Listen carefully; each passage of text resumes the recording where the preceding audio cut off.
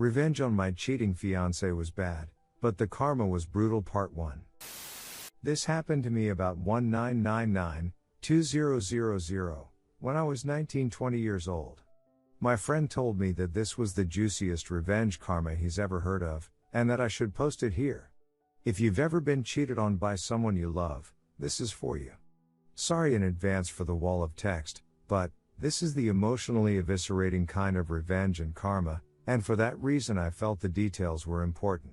I was single after 5 years with my then boyfriend, and had finally mustered the courage to tell my junior high school crush, let's call him DN Duchenozzle, about the candle I'd been holding for him for the past 7 years, ever since the first time we met. I was still somewhat new to the Pacific Northwest after leaving my home of Alaska, and figured, well, he's in Alaska and I'm here, and never moving back, so I might as well let the unspoken thing be spoken, get the answer I'm sure is coming, and move on with my life.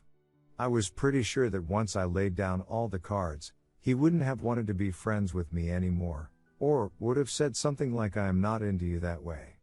I was expecting, at most, an awkward conversation with him that may have explained my behaviors over the years I had known him. Much to my surprise, he reciprocated my expression of sincere love. DN and I had been friends for all that time, and though I never dropped hints to him about it, I did tell my closest friend at the time. He and I even kissed once during our first school year together, and even though I wanted to, I did never press the issue or pursue him further, giving him the chance to take the lead, which he didn't. His words to me were poetic and so full of promise, including him saying how I always had a thing for you and never knew how to approach you, and I was so afraid you would reject me and I'd be humiliated, and so on.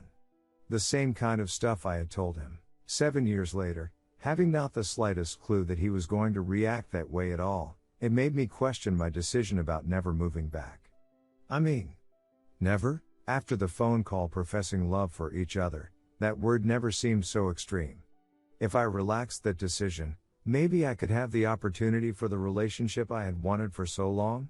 I had a really great perk with a family member who was a pilot, and was able to fly on a buddy pass standby ticket pretty often. So I decided to fly up to Alaska every couple of weeks to see DN. Once the news got around, everyone in our circle of friends would exclaim, OMG, you plus DN. I always hoped you two would end up together, you are the perfect couple. I thought it was super cheesy and romantic, but it actually felt validating and nice because that was what I had envisioned and hoped people would say about us. I was always very careful to avoid dating or even flirting with anyone I went to school with, for the sake of avoiding interpersonal drama and gossip at school, which would have disrupted so much more than my education. After several months of traveling to see him every couple of weeks, he asked me to marry him. I said yes, and then without hesitation, started planning to move back to AK to be together and start our life there in our hometown. I made my plans for the move, packing up all of my belongings and parcel shipping everything I owned. Thankfully it wasn't much, because I was still so young and didn't own any furniture. DN and I were going to live together at his place, where he had a roommate, let's call him Bicycle Man BM, who I will never forget, and the reason why is coming up. In the scant number of days before my final flight back up to Anchorage, I started feeling kinda icky and gross, and after several days of that, followed my intuition and took a pregnancy test. I found out I was pregnant.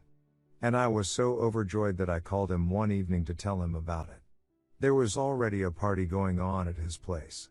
I spoke with DN briefly and said, I have some news I want to share with you, and he said, but first I have to tell you about this really cool artist chick.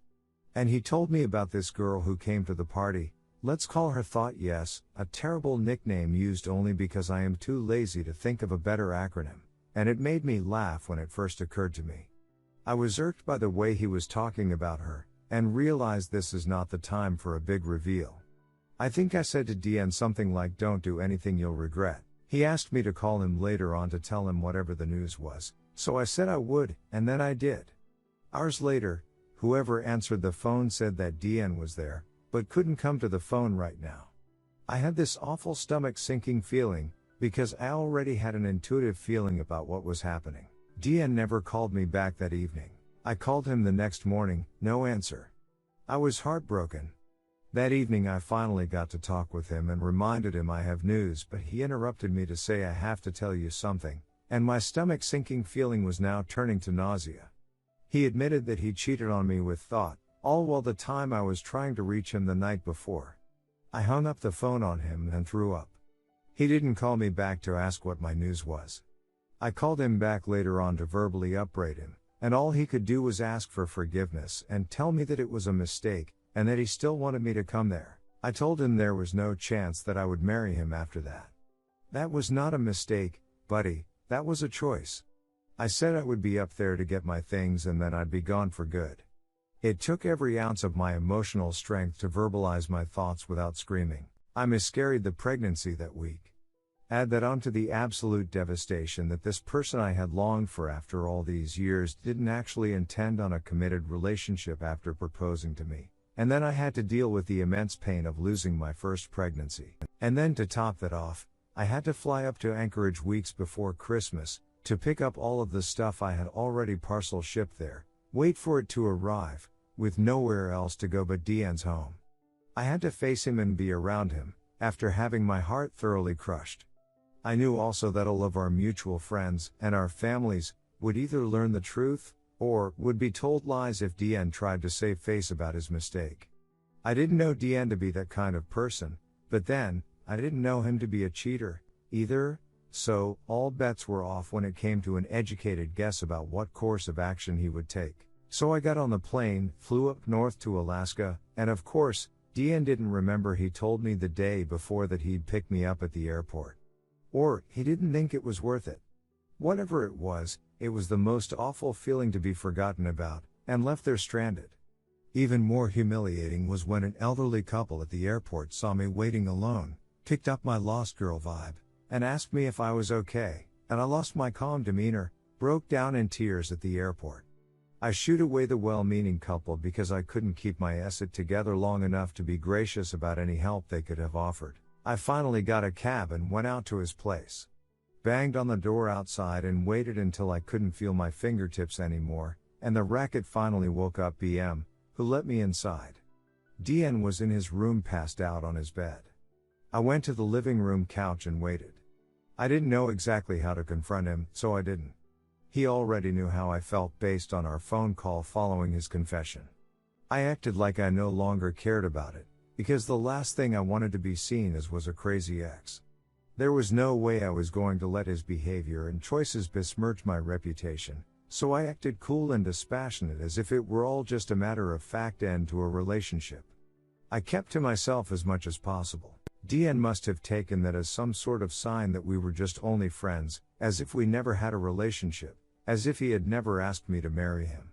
And he had the bright idea to invite Thought over to meet me. As it turned out, Deanne told Thought that I was just a friend and he never told her about our relationship, engagement, me visiting frequently to see him, me moving there to be with him, etc. It was like I was just erased and discarded. Looking back, this is a very clear case of a narcissist's relationship pattern of idealize, devalue, discard. Every moment between arriving there and leaving felt like it was just me crying and feeling so incredibly hurt that it broke my whole world.